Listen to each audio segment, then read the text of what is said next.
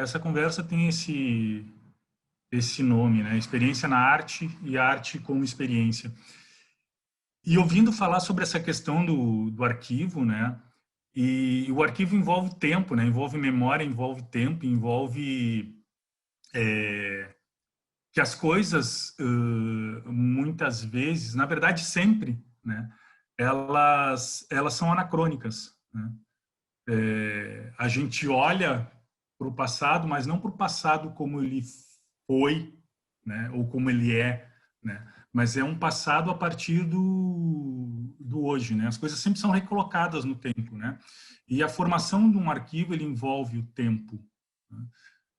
E a experiência é isso. A experiência tem a ver com memória, tem a ver com tempo também, né? Muito bom quando tu fala de a gente ver o passado como ele é, né? Eu acho que é bem isso, assim, a gente vê o passado não como ele foi, a gente vê o passado como ele é. Como ele é hoje, né? A gente acessa o passado a partir do hoje, né? E, bom, a experiência, essa palavra, experiência, arte, na verdade, eu não vou me meter muito a falar sobre arte, né? Porque a arte é uma palavra que tem muitos sentidos, né? Tem um dicionário de arte em que vários artistas, é um livro grosso, assim, vários artistas, curadores, diretores de museu, falam sobre o conceito, né? O significado da palavra arte, né? Como se fosse um dicionário da palavra arte, né? E isso vai desde arte é uma expressão necessária, né, como significado da palavra, até a arte é uma forma de lavar dinheiro. Então tem de tudo ali. Mas a palavra experiência é uma palavra que muita gente pensou sobre ela ao longo dos últimos 100 anos, né? Talvez a pessoa que tenha sido o marco de pensar e falar sobre essa palavra tenha sido Walter Benjamin, que esse ano está fazendo 80 anos da morte dele. O Benjamin é um pensador que viveu na Europa. Ali ele viveu duas guerras, a primeira e a segunda guerra, e ele se detém sobre essa palavra. E ele vai nos dizer que a experiência passa de pessoa a pessoa é a fonte a que recorreram todos os narradores. Ele tem um escrito que se chama justamente Os Narradores, o narrador, na tradução em português. Ele era alemão, Benjamin. E numa tradução mais recente, o título é O Contador de Histórias, que é até uma forma mais interessante, assim, tem mais a ver com a ideia do que é o narrador para o Benjamin, né? O contador de histórias do Benjamin é essa pessoa que vai nos falar da experiência vivida por ele, né? Então isso pressupõe um tempo, né? E ele pode ser tanto alguém que vai contar da sua experiência a partir de uma vivência de viajante, né? Dos lugares por onde ele passou, o que ele viu e viveu, né? Quanto da sua experiência num ofício, tendo vivido a sua vida inteira fixado a um lugar só, né? Então, esse contador de histórias, ele pode ser tanto um Marco Polo, né, para usar uma referência assim, né, de imaginário histórico, quanto um artesão, um ferreiro, né?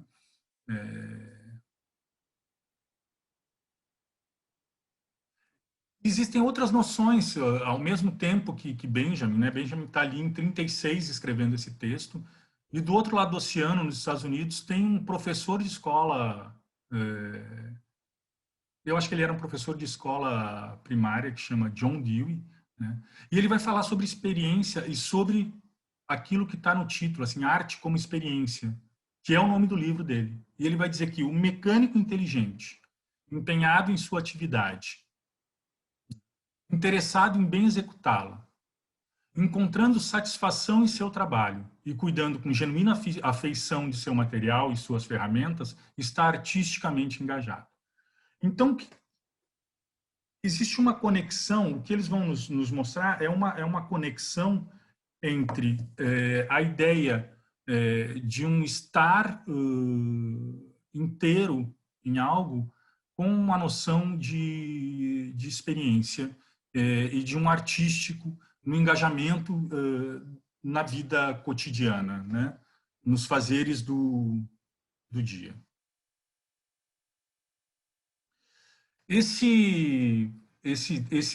O La Roça, é o Jorge La Roça, ele é um catalão, né? E ele é pedagogo, né? Ele vai buscar em Benjamin essa ideia de experiência para pensar um pouco sobre isso também. Ele vai em Benjamin, ele vai em outras pessoas, né? Aqui eu só quero voltar um pouquinho, porque é interessante notar assim, que aqui existem tradições muito diversas, né, de pensamento. O Dewey é um cara que vem falar desde uma ideia de um pragmatismo americano, assim, né? Então que é uma visão muito funcional dessa ideia de experiência, né? Mas não é também esse pragmatismo que a gente imagina, né, que vem da ideia do marketing, do comércio, né? Não é esse pragmatismo econômico que a gente tem a visão hoje, né? O pragmatismo na sua origem, né? Quando ele escreve isso, as ideias sobre o pragmatismo de William James, que é o cara que escreveu sobre isso, acho que no final do século XIX, eram muito recentes, né? Então, o pragmatismo tem dentro dele essa ideia, assim, de essa visão pragmática, ela é uma ideia, assim,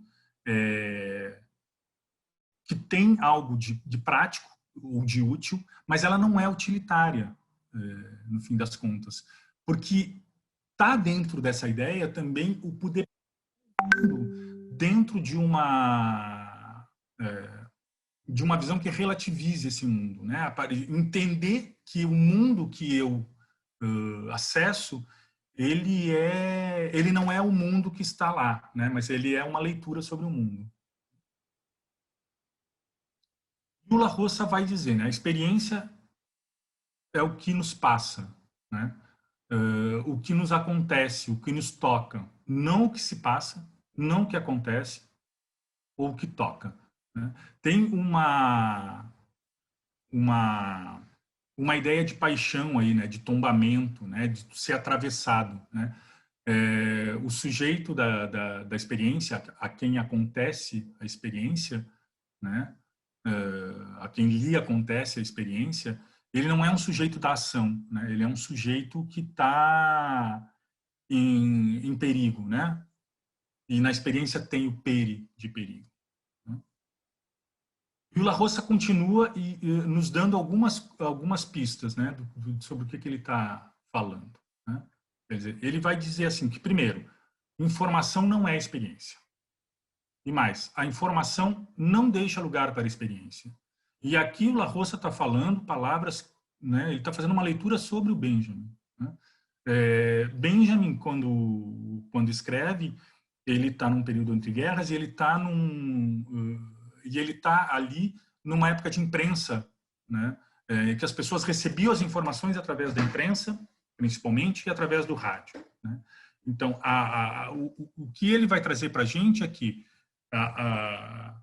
ler um jornal, né, ou abrir hoje, né, uma timeline, né, não é experiência, né? Isso é se informar sobre coisas que eu não vivi, coisas que outros talvez tenham vivido e que estão nos informando, né? Experiência não é informação. Ele vai dizer também que o sujeito da informação é um sujeito que opina e tem excesso de opinião. Então a gente se informa e tem muitas opiniões sobre muitas coisas, né? Mas não tem experiência sobre nada. A terceira coisa que ele vai dizer é que a experiência é cada vez mais rara, né? Por falta de tempo. Tudo que se passa, passa demasiadamente depressa. O acontecimento nos é dado na forma de choque, de estímulo, de sensação pura, né? Na forma de vivência instantânea, pontual e fragmentada.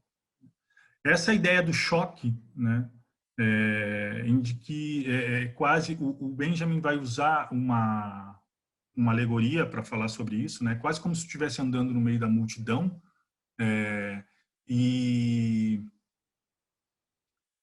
tu fosse se batendo, e a cada batida com outra pessoa ou necessidade de aproximação, tu reagisse desviando, né? Tu faz isso sem pensar. Essa é a experiência do choque, né? Tu reage a um estímulo externo sem que isso produza sentido dentro de ti. E se não produz sentido, essa me parece também é uma palavra-chave, né? Se não produz sentido, isso não produz experiência, né? E se não produz experiência, também impossibilita a possibilidade essa experiência.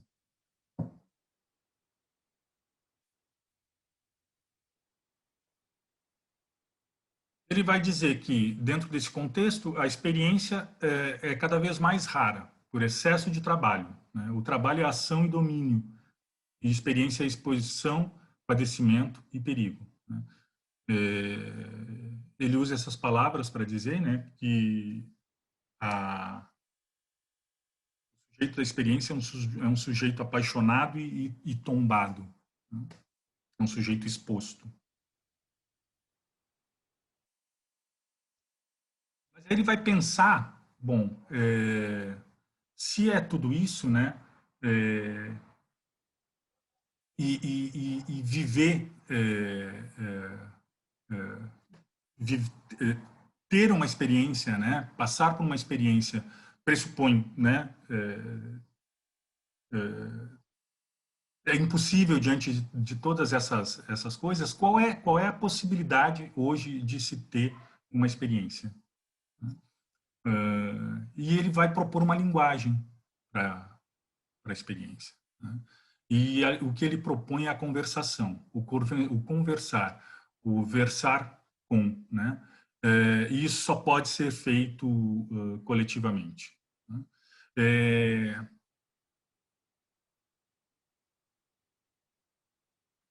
Ele diz que se eu uso a palavra conversação para lhe dizer outra vez que quero falar com você, é porque a palavra sugere horizontalidade, oralidade e experiência. O que quero dizer a você, então, em primeiro lugar, é que precisamos buscar uma língua que não rebaixe, que não diminua, que não construa posições de alto e baixo, de superior e inferior, de grande e pequeno.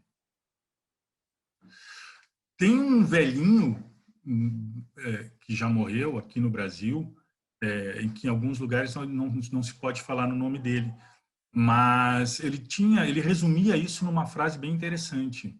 Ele dizia: não existe saber mais nem saber menos, existem saberes diferentes. Ele se chamou Paulo Freire, né? E eu acho que mais ou menos é o resumo disso que o La Roça tá propondo como conversação, né?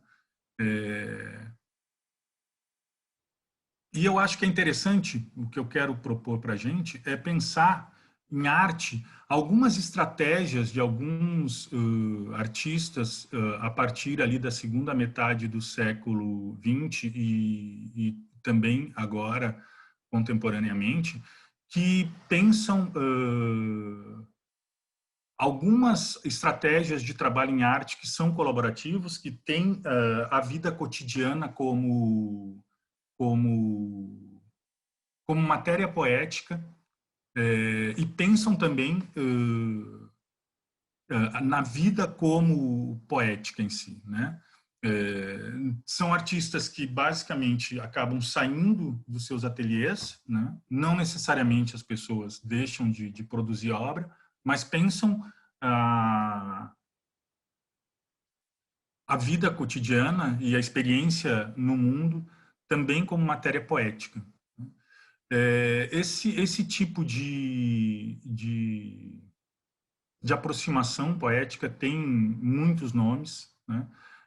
Se chama de colaboração em arte, participação em arte, né? Arte socialmente engajada, né? É um campo muito amplo de pensamento e aproximações, né?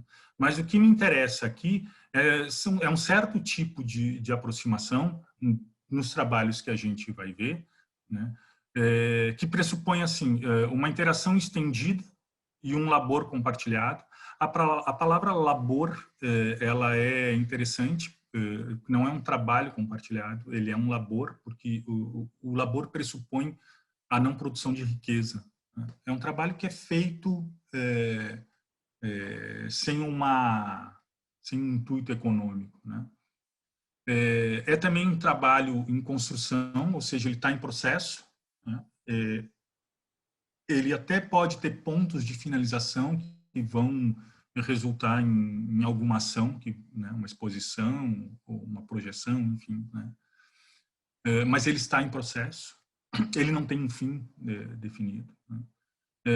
Ele depende de relações sociais, da relação com o outro, né?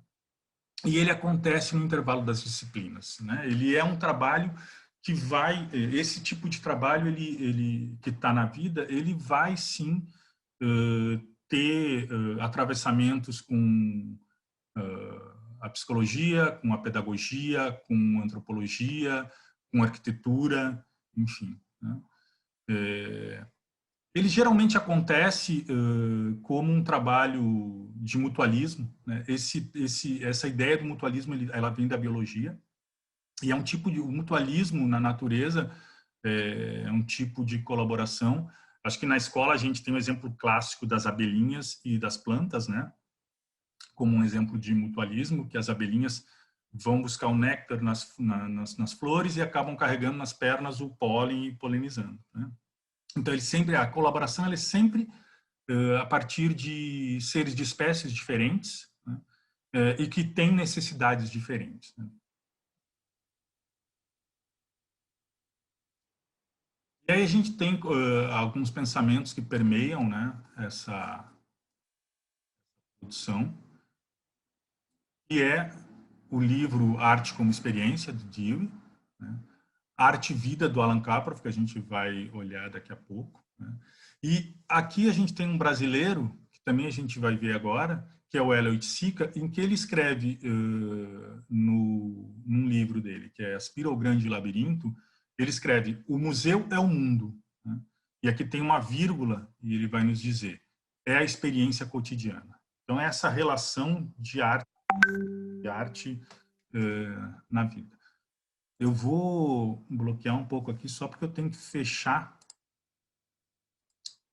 uma janela que está incomodando aqui a gente. Dá para silenciar com o botão direito em cima da janela, Cris. Agora já foi, agora já fechei.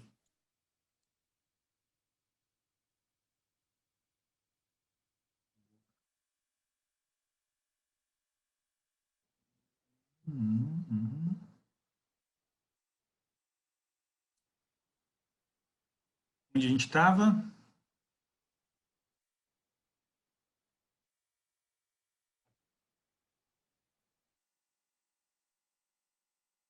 Compartilhado, né?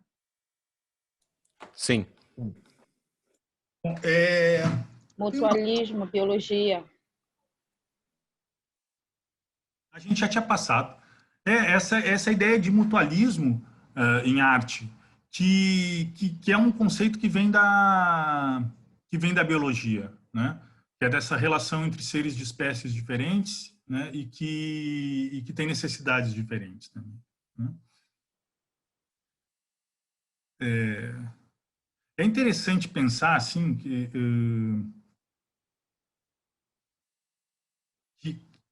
esses trabalhos eles trazem, eles passam a acontecer, né? Também quebrando muito de um paradigma que se estabeleceu na arte no século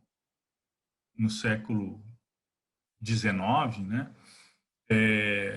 A ideia de que o objeto, e até antes do século XIX, acho que ali com o iluminismo, né, que essa separação de corpo e mente, né, é uma tradição idealista que vem de uma leitura que eu considero um pouco torta de Platão e de Sócrates, né, mas que acabou atravessando toda a Idade Média, né, e chega no século XX nos dando a impossibilidade quase completa de ter uma experiência com a arte, né? A gente entra nos museus, né? A gente entrava, hoje não mais, mas a gente, hoje ainda um pouco, né? Muito, mas menos.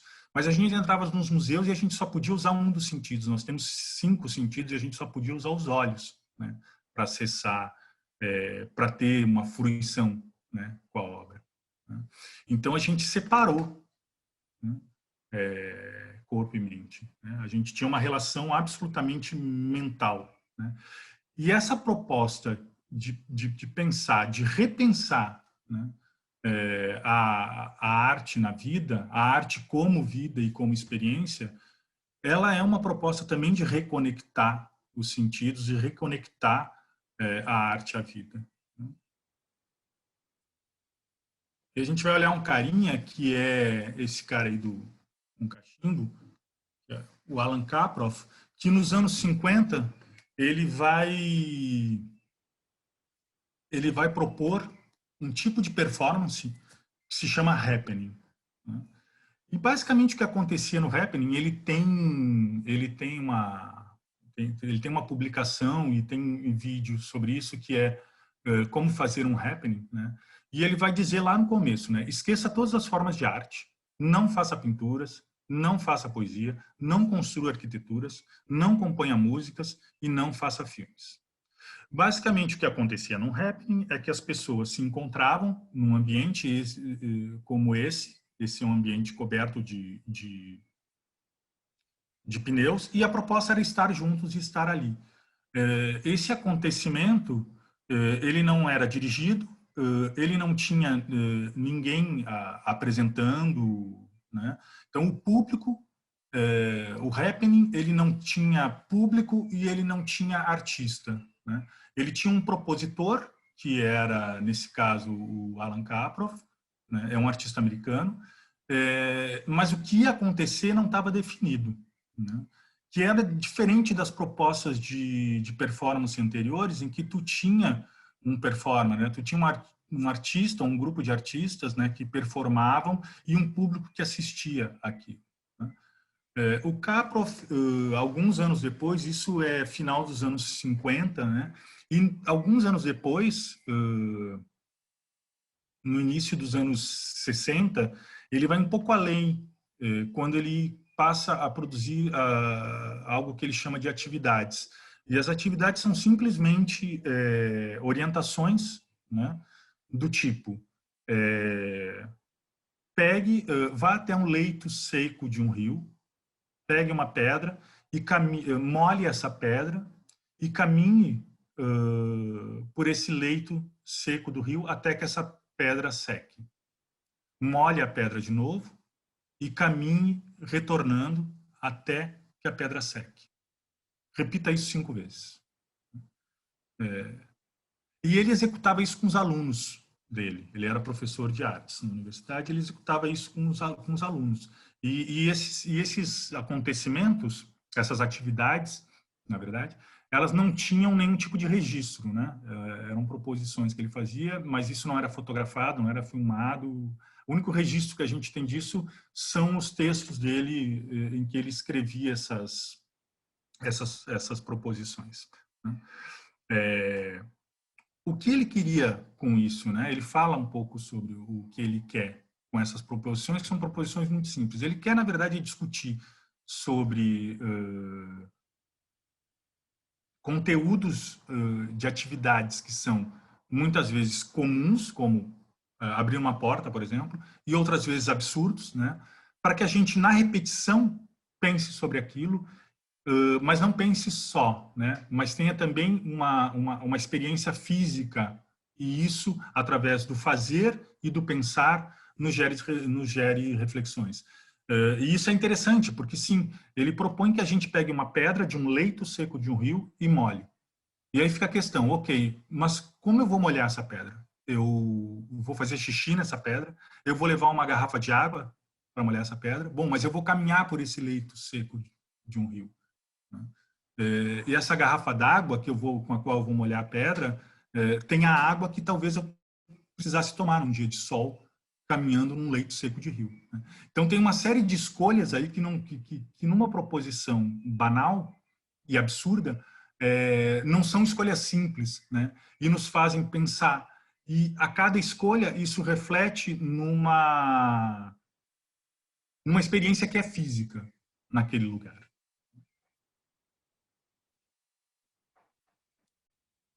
Ele vai nos dizer que os operadores da bolsa vibraram, mergulhando para pegar as notas. Ele está falando sobre uma ação que o Abby Hoffman, tá? O Abby Hoffman, ele é um dos caras que é um ativista que foi preso nos Estados Unidos num processo super conhecido, assim, que se chamou Os Oito de Chicago, né? E em algum momento eles fizeram uma ação que foi jogar notas de $1 na Bolsa de Nova York, do alto do pregão, né, da Bolsa no segundo andar, sob o pregão da Bolsa de Nova York. E, obviamente, todo mundo que estava lá correu para pegar o dinheiro, né? Então, os operadores da Bolsa vibraram, mergulhando para pegar as notas. O pregão parou. O mercado provavelmente foi afetado e a imprensa noticiou a chegada dos policiais. Mais tarde, naquela noite, o evento apareceu em cadeia nacional no noticiário de televisão. Não faz diferença se o que Hoffman fez é chamado de ativismo, criticismo, fazer os outros de palhaço, autopromoção ou arte. Eu acho interessante porque ele vai trazer um exemplo que é fora, completamente fora do campo da arte, né? No Brasil, mais ou menos na mesma época, tem o Hélio Oiticica, que ele é da tradição construtiva brasileira, junto com Lígia Clark, com Lígia Pape, né? Ele é um artista carioca e ele tem esse trabalho que se chama Tropicália. Dizem que é o trabalho que deu nome ao movimento, né? Em que ele vai levar para dentro de um museu a arquitetura da favela, né? Ele leva essas construções, né, que tu podia entrar por passagens entre elas, né? Tem sons de pássaros, tem papagaios, né? Então, um pouco trazer esse mundo para dentro do museu. Bem recentemente, isso é de 2019, a artista daqui de Porto Alegre, Cláudia Zanata, ela promoveu uma série de oficinas que se chamou Os Sentidos do Pão. Elas aconteceram aqui no Centro Cultural da URGS e era uma reunião de pessoas para fazerem isso, para fazerem pães juntos.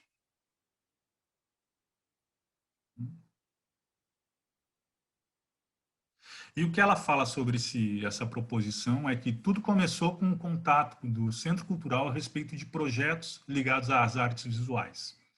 Lembro que comentei, gostaria mesmo de fazer uma instalação, uma padaria, por exemplo. São essas frases loucas que dizemos muitas vezes para nós mesmos, não imaginando que alguém vai escutá-las, e muito menos embarcar no que as palavras dizem. Pois, para minha total surpresa e certa apreensão, em menos de um mês já andávamos às voltas, vendo onde poderia ser instalada a tal padaria e de que modo poderia funcionar. Posto que precisaria ser montada e desmontada a cada oficina, pois as salas do Centro Cultural albergavam múltiplas atividades. Pois bem, a cada oficina uma série de coreografia ocorria. Uma espécie de coreografia ocorria. Grandes bancadas com rodinhas eram empurradas para servirem de mesas. Os forninhos que habitualmente funcionavam esquentando os quitutes dos coquetéis dos eventos eram pré-aquecidos para esperarem os pães. Tudo meticulosamente limpo e organizado. Uma despensa foi improvisada para guardar farinhas e fermentos. E voilá!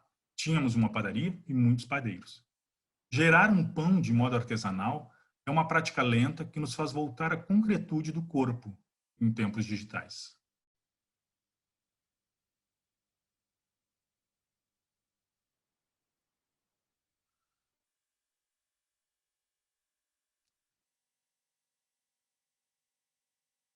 A gente volta ao Zona VP, mas eu quero dar uma olhada nesse chat. Vocês estavam colocando coisas e eu não conseguia ver.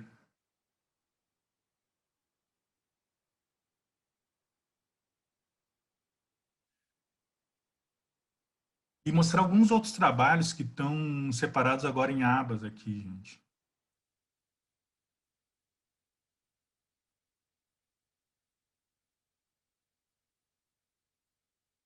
Eita, caramba, não consigo tirar isso daqui.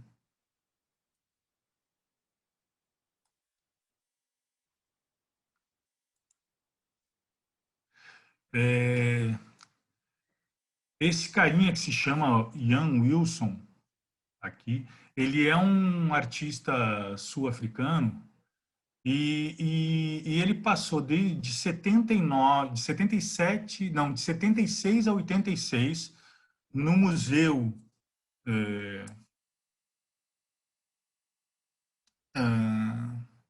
Van Aben, que fica na Holanda. Ele passou fazendo uma coisa que era uma série de conversas. Então, tinha cadeiras numa sala e e as pessoas sentavam e conversavam lá. Era simplesmente isso. Isso não teve nenhum tipo de registro. O que a gente está vendo não é registro dessa proposição dele. Durante 10 anos isso aconteceu numa sala do museu. Agora, o museu resolveu fazer uma retrospectiva sobre esse trabalho e a solução deles foi criar uma série de documentos, né? Mas criar os documentos mesmo, porque uma das exigências do Ian era que isso não tinha registro. Então, isso não era filmado, não era fotografado e não se escrevia sobre isso. Então, eles fizeram uma exposição retrospectiva disso, enfim. Essa artista é eu esqueci o nome dela, cara. Olala Gomes. Foi até o Léo que me passou. E ela tem esse trabalho, que é um trabalho de pintora, que ela faz. Ela pinta paredes, né?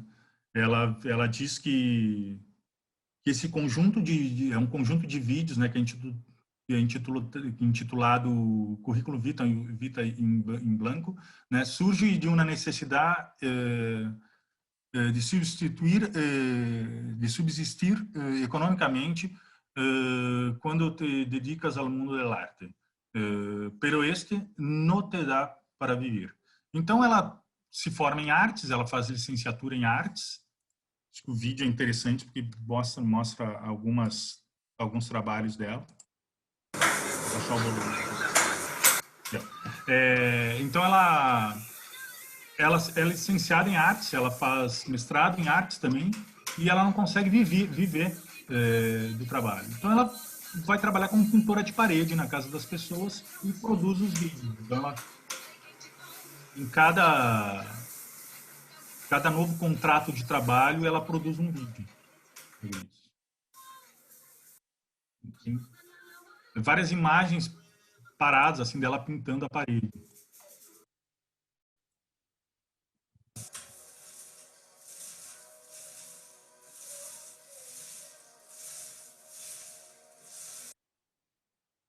Algumas interessantes assim, que mostram alguns prêmios que ela ganhou. Primeiro prêmio na Mostra Arte Jovem La Rioja.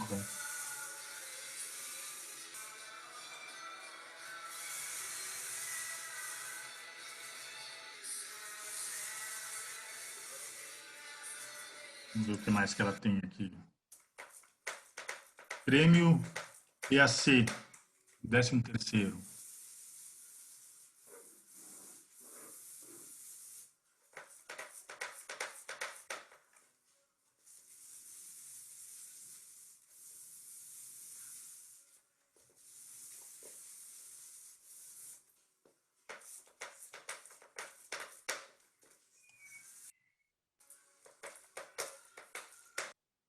Circuitos, 24º.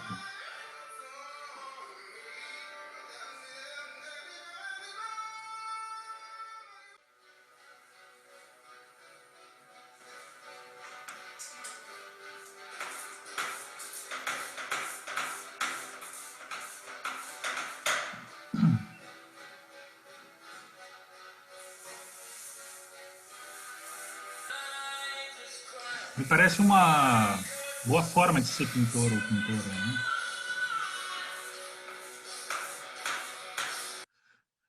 Aí tem uma mexicana também, chama Minerva Cuevas, e a Minerva, ela é formada em filosofia ou sociologia, se não me engano, talvez as duas coisas. E ela diz que ela vai para o mundo da arte, ela vai ser artista, porque ela percebe que a arte dá a possibilidade de pensar a sociedade de uma maneira, da maneira como ela quer pensar, né? Fazer filosofia e sociologia através da arte. E ela tem esse trabalho, que é um trabalho recente, ali, não é tão recente, mas é de 2003, e que se chama Donald McRonald. E o que ela vai fazer, na verdade, é se posicionar, ela é uma performance na frente das lojas do McDonald's. Esse trabalho foi apresentado em vários lugares, foi na Alemanha, em Paris, em Buenos Aires também. Eu vou colocar aqui pra gente. Esse vale a pena a gente assistir muito, viu?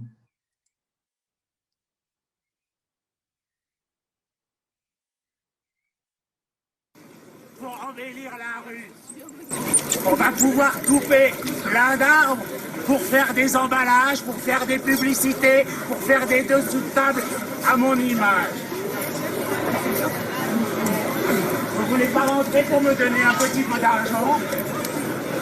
Grâce à moi, si vous mangez régulièrement la bonne bouffe que je vous concocte, vous pourrez avoir du diabète, des maladies cardiovasculaires, des maladies du foie, des maladies du cœur.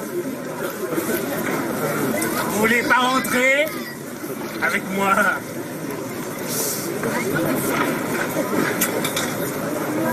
Je possède un empire immobilier d'à peu près 10 milliards de dollars. Grâce à vous. Parce que vous me donnez votre argent. Et ça, votre argent, j'aime bien.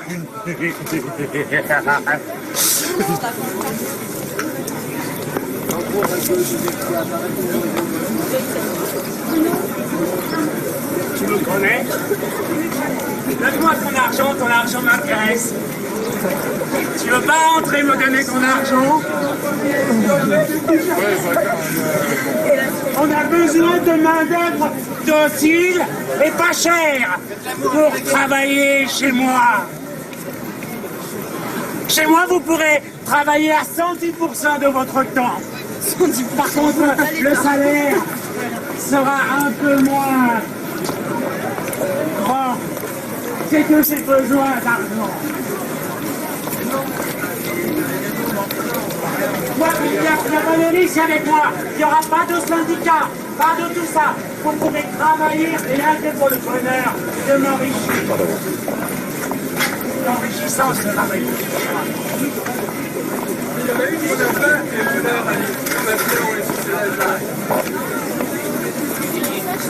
Bon, moi je commence à voir bonne bouffe avec plein d'additifs, plein de gras, bon gras. Vous savez que j'ai des amis militaires qui expulsent les paysans, qui eux font des cultures vivrières pour que moi je puisse élever du bon gros bétail, faire pousser des bons gros légumes, pour concocter ces bons gros hamburgers.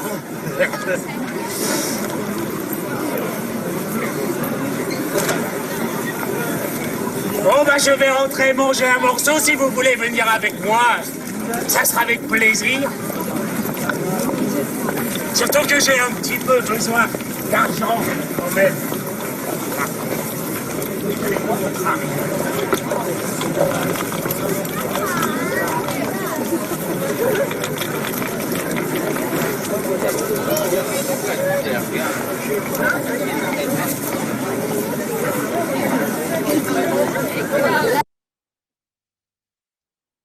Bom, é isso. O vídeo tem 15 minutos. E basicamente o que esse palhaço, né, que é o Donald McDonald, fica fazendo é convidando as pessoas a entrarem na loja, né, a darem seu dinheiro.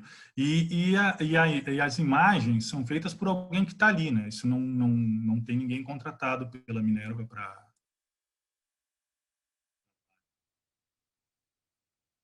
Tem um outro trabalho que é desse alemão, que é o Simon Weckert, e que o que ele vai fazer, ele sai, esse é um trabalho de agora de março de 2020, que chama Google Maps Hacks, né?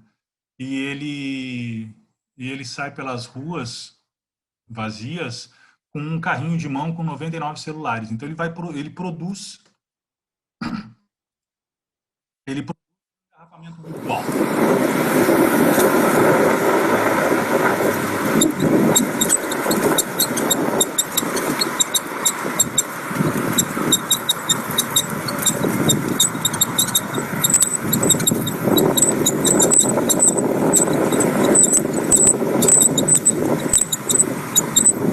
Fez aquele jeito que a gente vai caminhando, a gente consegue perceber aqui, ó, das linhas do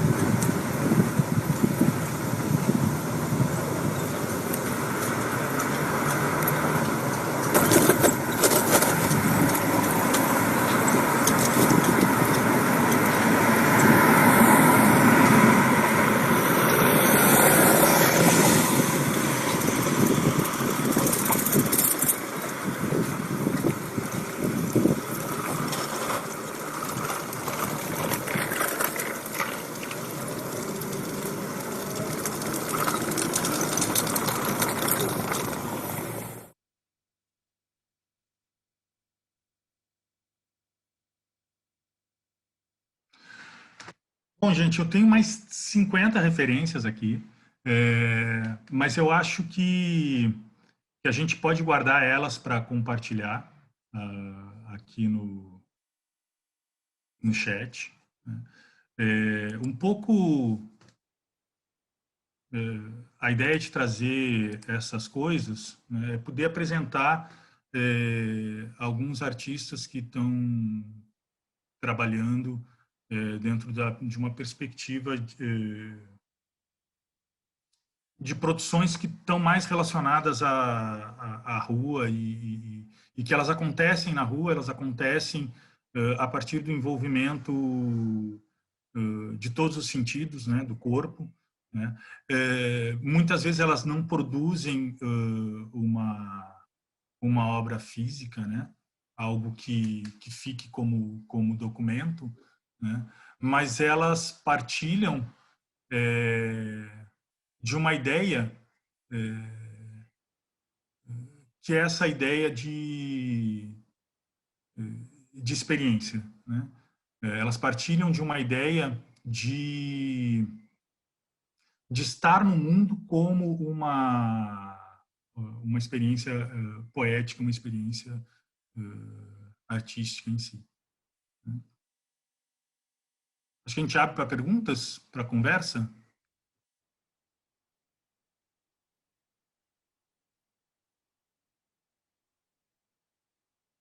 Se ninguém tiver nenhuma pergunta, eu vou apresentar mais um trabalho.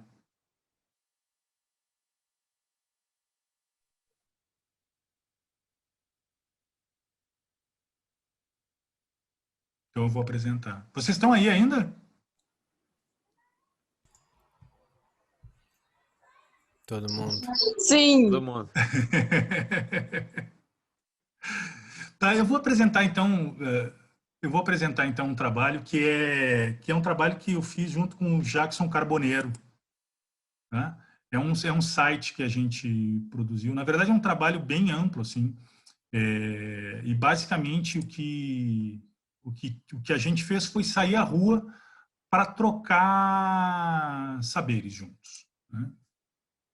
Esse é um trabalho que chamou Zona VP, né? E o que a gente fazia nele? A gente basicamente trocava saberes sobre coleta e reciclagem, né? E sobre fotografia, né? O Jackson, esse cara aí, ele é fotógrafo e papeleiro aqui em Porto Alegre, né? E ele me ensinava a arte da condução do carrinho de papeleiro, e eu ensinava para ele algumas técnicas de fotografia.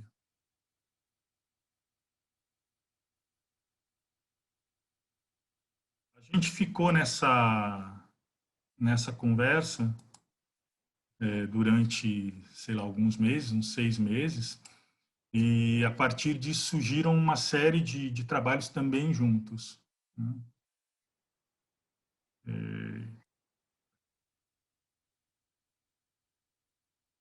Aqui. Então a gente fez um manual do condutor de carrinho de papeleiro, que foi um trabalho que envolveu, a partir dessas imagens que a gente produziu juntos, e de uma série de carrinhos que a gente montou uma fábrica de miniaturas, né, de esculturas de carrinho de papeleiro. O que a gente propunha para as pessoas é que elas fossem até, inicialmente foi aqui na Orla do Guaíba, aqui em Porto Alegre, que as pessoas fossem até lá, levassem o seu lixo reciclável e trocassem por um carrinho de papeleiro.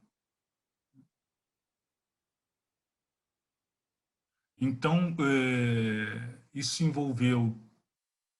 Acho que tem mais alguma outra imagem aqui para baixo. Isso. Então, isso foi um trabalho que envolveu fotografia, escultura, uma série de conversas que a gente teve em universidades aqui no Rio Grande do Sul também. E também uma dinâmica que foi uma dinâmica de trabalho que previu esse fechamento de um ciclo, né? Porque todo esse material aqui de ferro, dessa estrutura gigante aqui, que estava lá, ela acabou virando uma fábrica de carrinhos, né? Eu acho que aqui para cima a gente tem umas imagens, né? A gente desmonta essas estruturas do fim da exposição e produz esses carrinhos, que foram 5 carrinhos que acabaram ficando como retornando como ferramenta de trabalho. Então também um pouco pensar que o que está na arte não é algo que está distinto do resto do mundo, né? Acho que a Maria Helena ontem falou sobre isso. Como pensar, né? Ela diz assim, como pensar arte e vida ou arte na vida, se no fim das contas é até um absurdo pensar uma coisa dessas, né? Porque como pode a arte, que é parte da vida, estar fora, como se a arte em algum momento pudesse estar fora da vida, né? Ela é parte da vida, então pensar arte na vida não faz muito sentido, porque arte é vida, né? Então é isso. Então para nós ali nesse processo também um pouco fotografar e fazer uma conversa na URGS, né? É um pouco matéria poética de acontecimento artístico que está no mesmo lugar ali para a gente. Eu acho que era isso, gente. Se alguém tiver alguma questão, Oi, Cris. diga. Fazer uma provocação aí para diante dos nossos papos sobre esse teu trabalho aí com o VP, né? E mais as leituras que a gente fez aí para essa aula. Eu queria ver o que tu pensa sobre essa questão da experiência na visão do La Roça, né, como sendo exatamente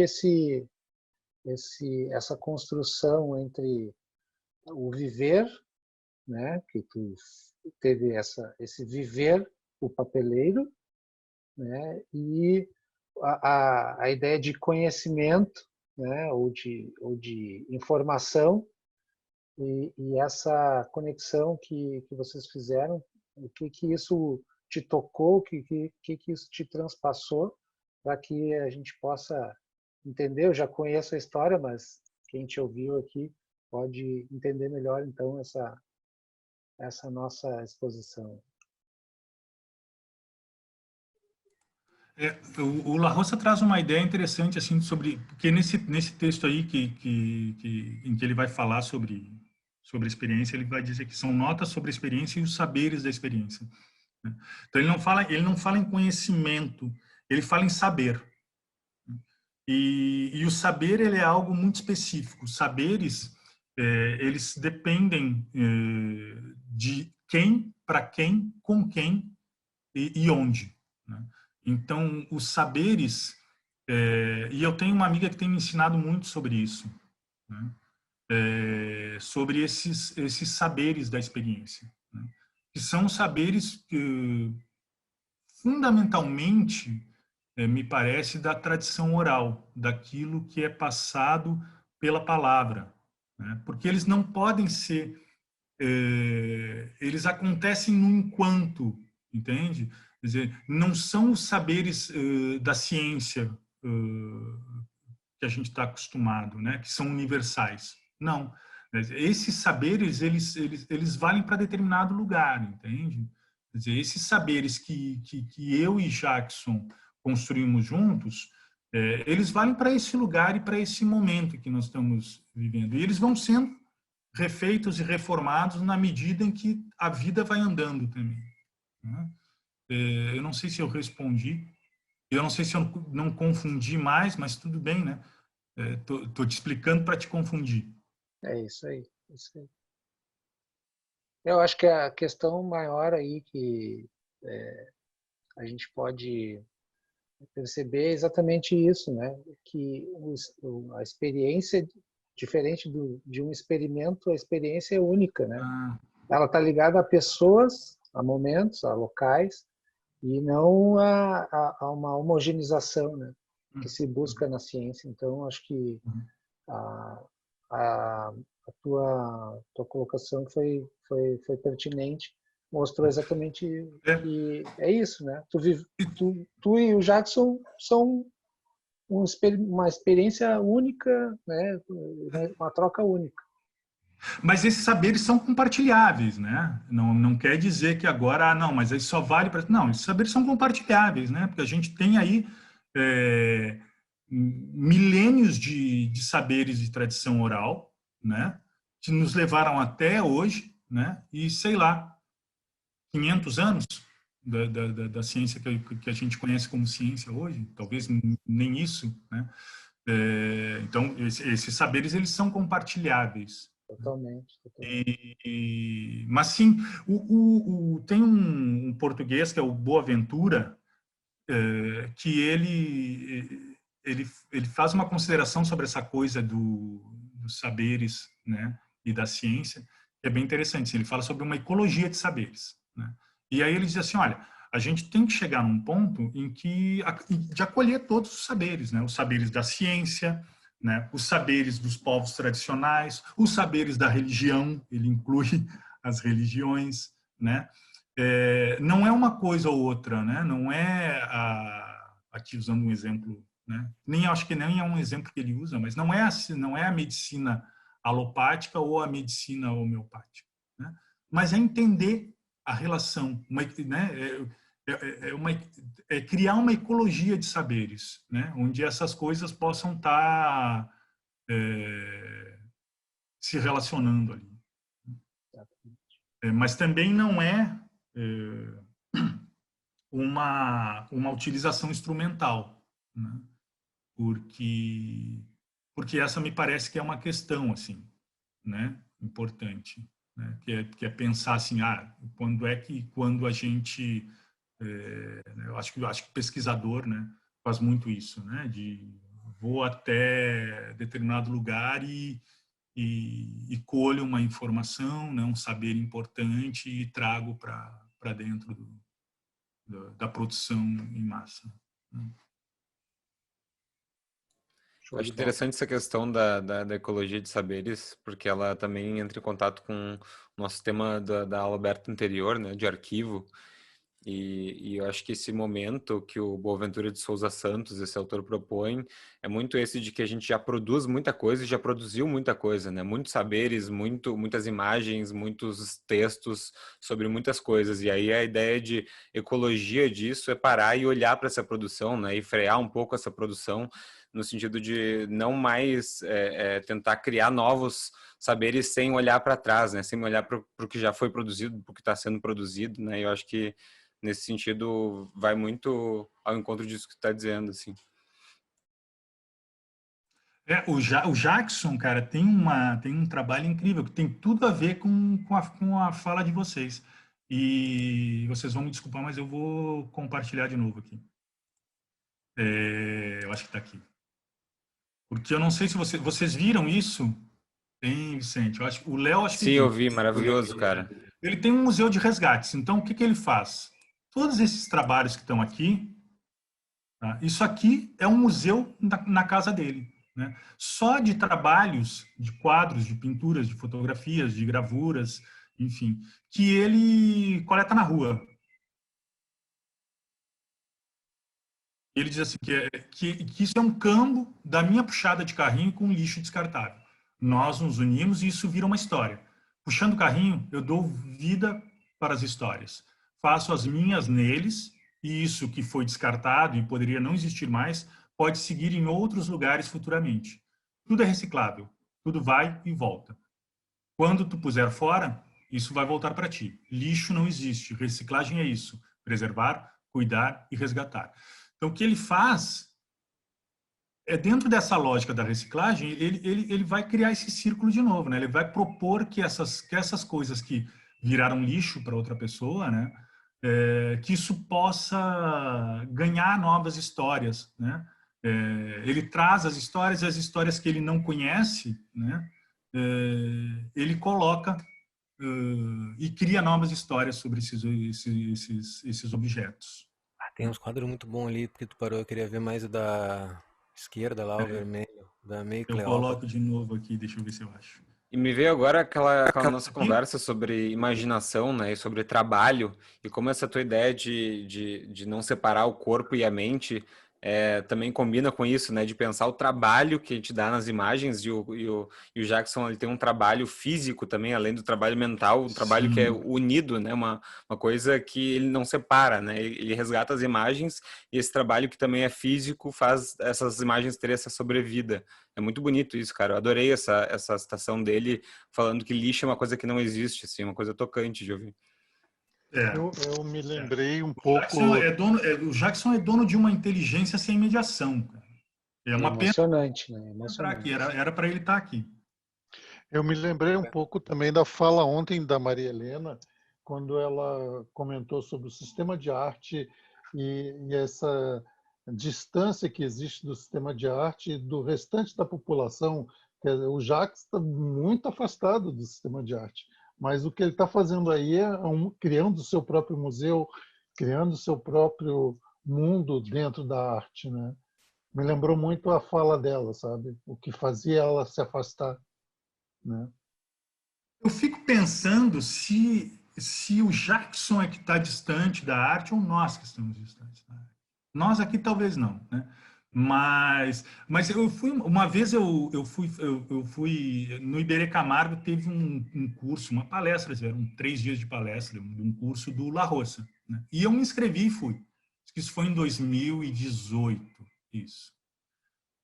E aí tinha uma escola, sei lá, de Esteio, de Alvorada, que foi convidada para ir, e eles foram de ônibus, né? Até lá. E na época tinha uma exposição que eles também visitaram essa exposição.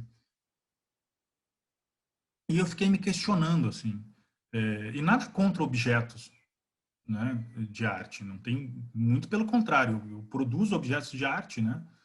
A gente passou 2 anos produzindo objetos de arte, eu e o Jackson. Isso é muito legal. Mas alguma coisa de desconfiança quanto ao fetiche do objeto. Só isso. E eu fiquei me perguntando naquele momento, aquelas crianças, né, de uma escola da periferia, né, que pegaram um busão, né, e foram fazendo a maior festa até lá. Passaram pela beira do Guaíba, que elas nunca tinham passado por aquela região ali da orla do Guaíba, né, olhando o rio. Né? Chegam lá e vem uma exposição num cubo branco. Eu fico pensando, o que gerou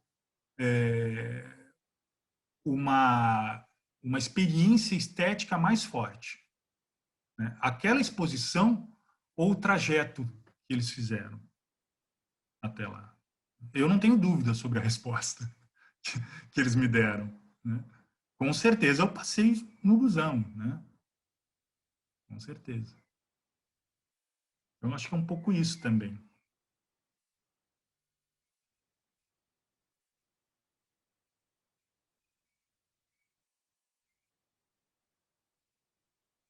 Sabe que eu dou tempo, assim, em silêncio, né? Eu dou tempo em silêncio. A Mari tá ali no cantinho, Mari. Para mim, tu tá no cantinho. Tudo bem?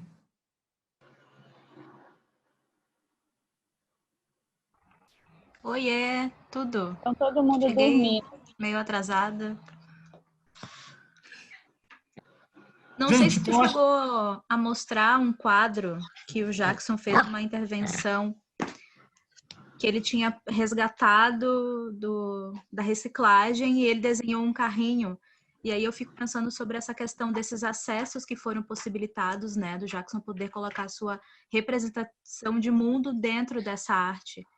Eu acho, e é isso, e cada vez que eu ouço tu falar e vejo um pouco mais sobre esse trabalho, eu vejo o quanto ele é rico, né, de saber o quanto ele é lindo por essa troca, por essa inserção dessa arte que está sendo feita como uma ferramenta de potência, né, de potência para a habilidade dessa pessoa, de potência para incluir ela de uma forma social, sabe, desse protagonismo desse rapaz, né, que está numa situação vulnerável. Então, eu acho que cada vez mais bonita essa troca de saber de vocês. Eu sou super admirável, assim. Enfim, é isso que eu tenho pra falar. Eu vou falar sobre isso, Mari. Só quero responder para a Fernanda ali, que ela diz ali que o termo correto é coletor de resíduos recicláveis. Eu uso o termo carrinheiro, né, papeleiro e reciclador, né, porque são os termos com os quais o Jackson se reconhece. Né? Então, por exemplo, eu uso também briquear, né? Fazer um brique, fazer um cambo, né? Porque são os termos do Jackson, como o Jackson se reconhece. E só, né? Mas te entendo, sim. Te entendo. Mas Mari, sim, eu acho que tem uma coisa que aí é um lugar que a Lena ontem fala, né? Esse lugar de distinção, né? Então, assim, primeiro é tirar a ilusão de que tu vai chegar e tu não vai chegar num lugar de autoridade de fotógrafo, né? Essa é a primeira ilusão que tu tem que tirar, né?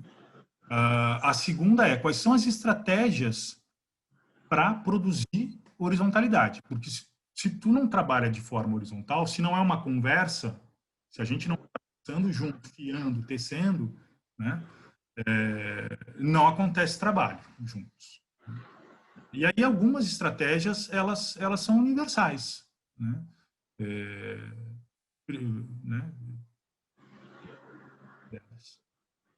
Só existe produção com tempo para as pessoas se conhecerem, né? Então, assim, é amizade e confiança mesmo. O resto são coisas muito específicas que vai depender de quem, com quem, para quem, quando e onde, né? Da Marigley lá na Serra do Caverá.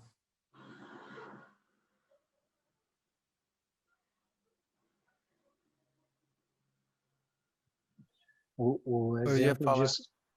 disso, só, Léo, só para completar o que o Cris falou, o termo papeleiro, eu não sei se é usado em outros locais do país, né? Mas aqui o pessoal que carrega esses carrinhos pela nossa cidade aqui de Porto Alegre, eles se chamam a maioria de papeleiros, né? Há muito tempo já consolidou-se esse termo, então não se trata de a gente adjetivar, eles mesmos se colocam nessa condição, né?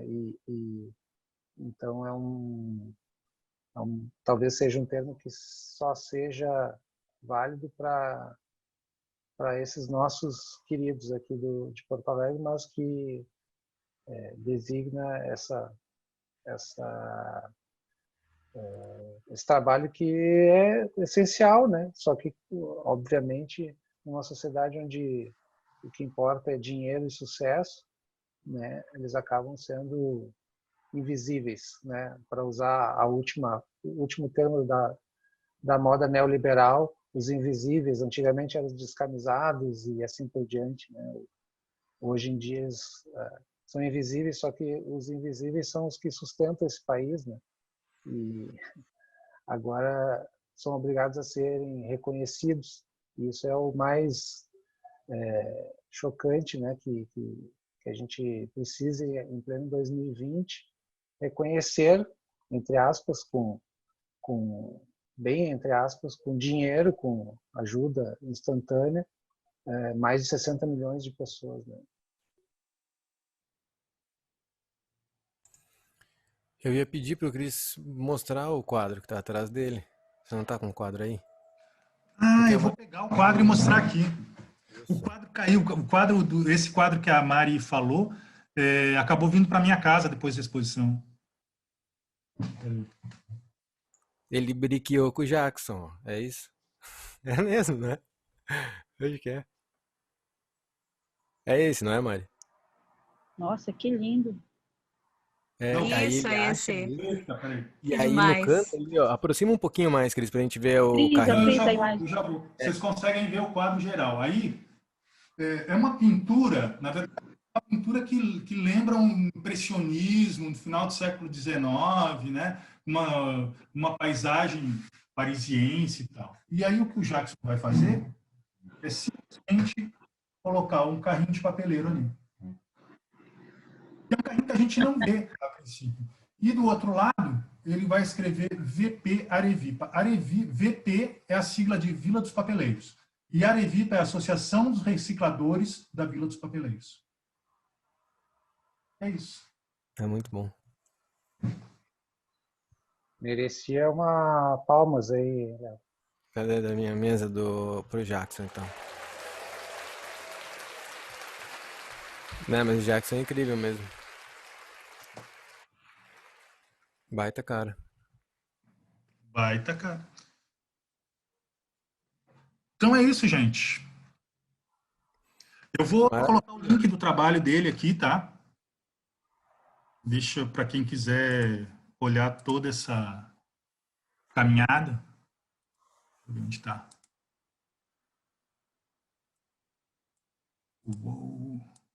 Pô, eu quero ver os gameplay do Jackson.